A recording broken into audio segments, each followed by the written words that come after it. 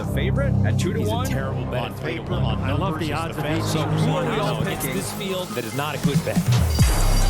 They're off.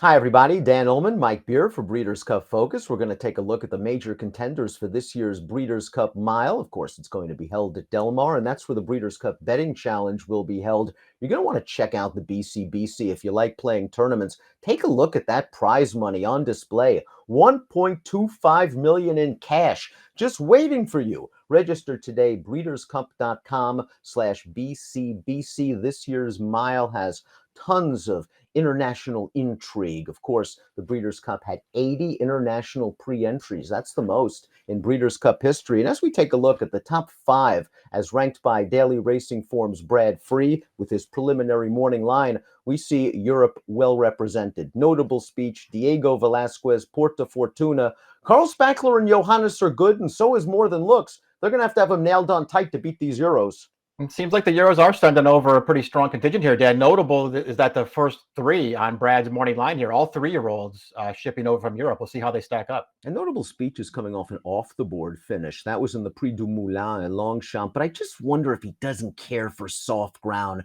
His prior race in the Sussex was on firmer going, and he looked really comfortable winning that race. I'm willing to give him the soft ground excuse last time out. He'll get the firm ground he needs at Del Mar, and how can you knock Charlie Appleby, his record in North America? It's true. I mean, listen, it hasn't, quite been the turnstile to the windows for bettors of these Godolphin Appleby horses this year as it had been in years past. It seems like they aren't quite as dominant as they have been, but this horse will be shipping over for the first time. I'm the only thing I'm concerned about him at this point, then, is, and you're right to note the soft turf for his most recent start, but a little bit of a in and out sort of campaign here since they switched him over to turf. A good one, then a bad one, and he had the bad one at Ascot over firmer turf. So have to go back and look at that race and see what happened. Mike, your thoughts on Diego Velasquez? He looks like a solid runner who might actually be a little bit underrated. I think he might be too, Dan. I think he's a very interesting horse. So the other thing that I like about him is it does feel like shorter distances are better for this horse. They did what they, this operation does with all of their really good 3-year-olds, and they tried to stretch him out. That didn't really work out for him, but his races going shorter are really good. And I realized that they sort of took a step back and ran him in some easier races in his last 2 starts, but he looked good winning both times. Porta Fortuna shipped to North America last year for the Breeders' Cup. She ran in the Juvenile Fillies turf. She ran just fine, finishing second, beaten less than a half length, and she's continued her streak and has improved, I think, by leaps and bounds from her 2-year-old campaign, where she was a Group 1 winner. She's won her last 3, all in Group 1s going a mile. Now she's going to have to take on the boys. He's improved quite a bit as a 3-year-old. I mean, this horse has been really, really good this year. I'm not so sure that she's overmatched by these horses. And again, 3-year-olds sort of dominating the top 3 slots here. But again, when you start getting into these older horses that we're going to get to, I don't know that these 3-year-olds are not well spotted here. Carl Spackler might be the best North American-based miler on the East Coast. Let's watch his most recent race. This is the Coolmore Turf Mile, coming on the heels of his victory in the 4-star Dave. He had a pretty soft trip in this race. More Than Looks, who's going to rally from the back of the pack and get up for second, was likely compromised by being forced out on the first turn and having a little bit too much ground to make up. He's kind of a sneaky contender in the mile.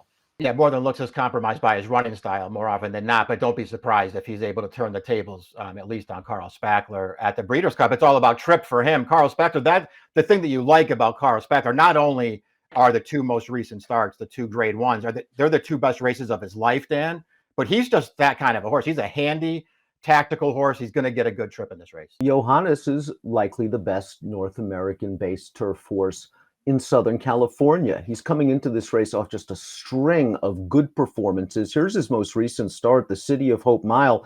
And like Carl Spackler, he is a very tactical horse that has the ability to get good trips in his races. Here he lassos the leader turning into the stretch and goes about his business. He may not be the most brilliant horse in the world, but he shows up every single time and usually puts himself in a position to win.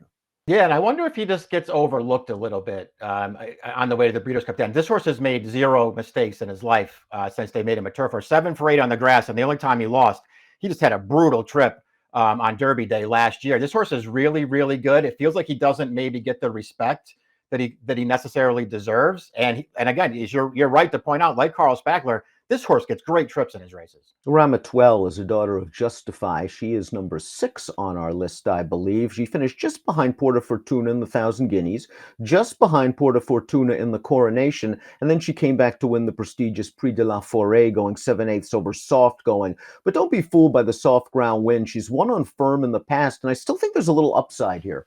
Yeah, another horse that just has never run a bad race. And listen, she's been behind Porta Fortuna a couple of times, but they were hardly decisive victories for Porta Fortuna. This horse could easily make it closer. Thoughts on Henry Longfellow by the great sire Dubawi, 15-1 on the morning line, coming in from overseas with good form. Yeah, good for him. He is coming in off of a poor performance. Another one who's encountered soft turf recently. Maybe didn't really like that. He was really no match for Notable Speech in that Group 1 back at the end of July at Goodwood. So he's got something to find here, but well connected, still lightly raced, could easily take a step forward. Mountain Bear right now is questionable for the mile. I believe Aidan O'Brien said he's got a little bit of a foot issue. He was 3rd, I think, in the Coolmore Turf Mile. No match for the top 2, but he also threw a fit in the paddock in Post Parade, and that's just the kind of horse he is. Yeah, another horse whose running style could be problematic because he just doesn't have a lot of early speed, Dan. So he just needs a little bit of help. He needs a trip. I think he's probably a little underrated. This might be a pretty tall order for him. Win for the Money exploded to score at Woodbine in the Woodbine Mile, 102 Buyer's speed figure. I thought he was a little bit dirtied up coming into that race, but I didn't expect even that kind of performance. I wonder about the overall quality of this year's Woodbine Mile, however, and remember that is a 1-turn mile at Woodbine. Yeah, it feels like it wasn't the strongest race in the world, especially when the Godolphin horse just didn't really fire his best shot in there. I don't want to really take anything away from Win for the Money because if he runs in the Breeders' Cup Mile, he's going to be a big price once again. He got an absolute perfect trip when he won the Woodbine Mile last time. Fascinating matchup between the North American contingent led by Carl Spackler and Johannes and More Than Looks, and of course the Europeans led by Notable Speech and Diego Velasquez and Porta Fortuna. The mile, I think, is going to be one of the best betting races on Breeders' Cup weekend at Del Mar. Hey, let me give you a hot tip. If you liked the content that you've seen before, click on the like and subscribe button right here. And of course, for more DRF videos like Race of the Days, stakes previews, click on the videos right here.